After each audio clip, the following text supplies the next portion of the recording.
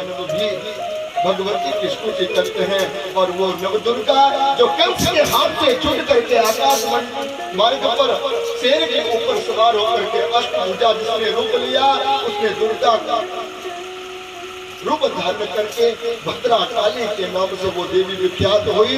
और वो भद्रा काली भगवती महाकाली आज भी भक्तों को दूर करने के लिए हमारे हिमालय के क्षेत्र में पूजी जाती है।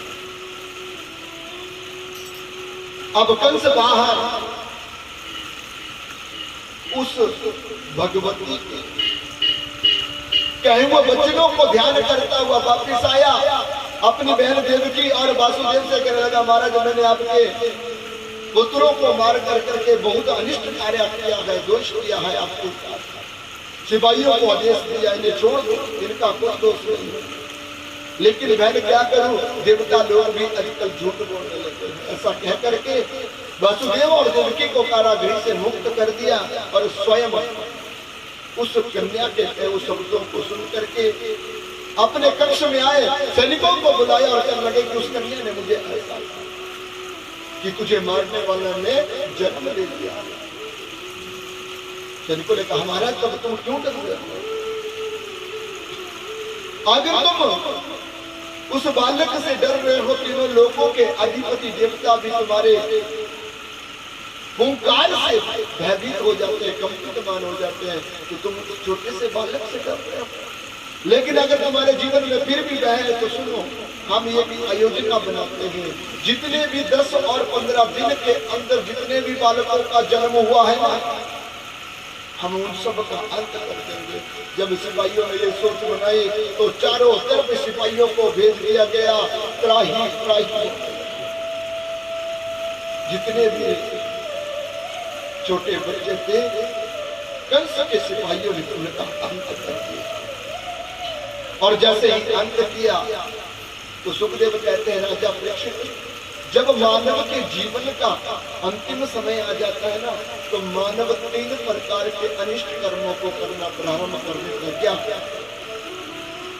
आयु श्रेयो यशो धर्मा लोकनाशिना वचन हंति श्रेयसी सर्वाणि पुंसा महान।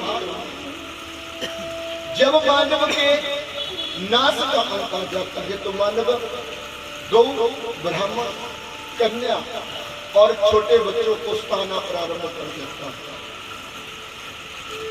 और इसी से उसके जीवन की महान महती जो कार्य है उनका अंत हो जाता है। और जब मानव इन कार्यों को करना शुरू कर दे तो सोच लेना उस मानव का अंत आ गया। सुखदेव कहते हैं, राजा परीक्षित, ये सब जब हुआ तो सारी रात का ये कर्तव्य है, प्रातः हुई, प्रातः जैसे हुई तो गोकुल में भी सब लोग उठ के, नंद बाबा उठ करके ब्रह्म मुहूर्त में सबसे पहले गौओं के पास गए। और इतने में सबको पता था कि माता यशोदा के यहाँ बालक होना है। सुनंदा नाम की बुआ उन्हीं के पास रहती थी। जैसे ही प्रातः उठ करके सबसे पहले अपनी भाभी के पास आई, भाभी के पास जब आई तो क्या पाया कि भाभी की बगल में एक बच्चा लेटा हुआ, सोया हुआ। लेकिन भाभी को यह पता नहीं कि मेरे घर में बालक है। अब सुनंदा बुआ खुशी से प्रसन्न होकर अपनी भाभी को ना उठा करके सबसे पहले अपने भैया को आवाजें देती हुई गौशाला की तरफ बढ़ी और कहने लगे, नंद भैया कहाँ हो? अब अपनी बहन की आवाज को सुन करके